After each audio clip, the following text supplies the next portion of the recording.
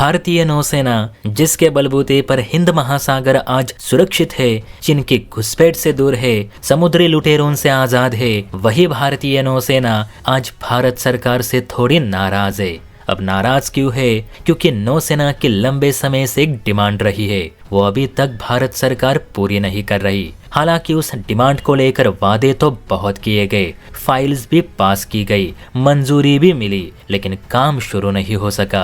यही कारण है कि लगातार हो रही देरी को देख आज नेवी एडमिरल का गुस्सा बाहर निकल आया और उन्होंने भारत सरकार की धीमी प्रोसेस को फटकार लगाई है। तो क्या है पूरा माजरा, चलिए विस्तार से समझते हैं। और अभी तक आपने चैनल को सब्सक्राइब नहीं किया तो चैनल को सब्सक्राइब भी कर दीजिए। देखिए दोस्तों, बात हो रही है भारतीय नौसेना के तीसरे विमान वाहक युद्धपोत यानी थर्ड एयरक्राफ्ट कैरियर, जिसका कोड नेम फिलहाल INS विशाल रखा गया है, उसे लेकर आज की ये न्यूज है।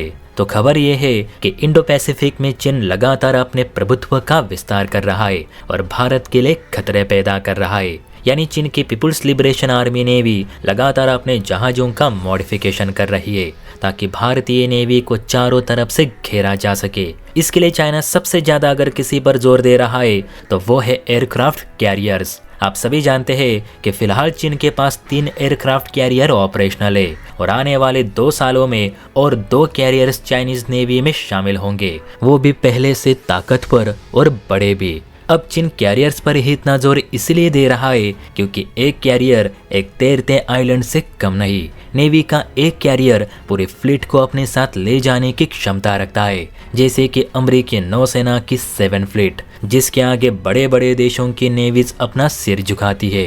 अब चीन के मुकाबले भारत के पास सिर्फ 2 कैरियर्स है, जिसमें से INS विक्रांत पे डिप्लॉय करने के लिए कोई जहाज ही नहीं, क्योंकि राफेल मरीन के डील पर अभी भी बातचीत ही हो रही है और तेजस मार्क 2 का तो कोई अता पता नहीं। ऐसे में INS विशाल का तो निर्माण कार्य कब शुरू होगा, इस पर तो कोई चर्चा ही नहीं। अब इसी पर भारत के नौसेना प्रमुख एडमिरल दिनेश त्रिपाठी का कहना है कि भारत सरकार को नेवी की इस डिमांड पर गौर करने की जरूरत है कि जब चीन के पास 5 एयरक्राफ्ट कैरियर होंगे तब हम सिर्फ 2 कैरियर से उसका मुकाबला कैसे करें। हमारे पास पहले से ड्रोन और नेवल फाइटर जेट्स की कमी है और चीन लगातार अपने नेवल एसेट्स की संख्या बढ़ाता जा रहा है। ऐसे में भारत सरकार ने जल्द से जल्द पैसे आवंटित करके डिफेंस फर्म्स को कैरियर बनाने के निर्देश देने चाहिए, क्योंकि एक कैरियर को बनाकर उसके ट्रायल लेके नेवी में शामिल करने में सालों का इंतजार करना पड़ता है। ऐसे में हम जितनी देर करेंगे उतना चीन से पीछे रहेंगे, जो कि युद्ध के लिहाज से अच्छी बात नहीं।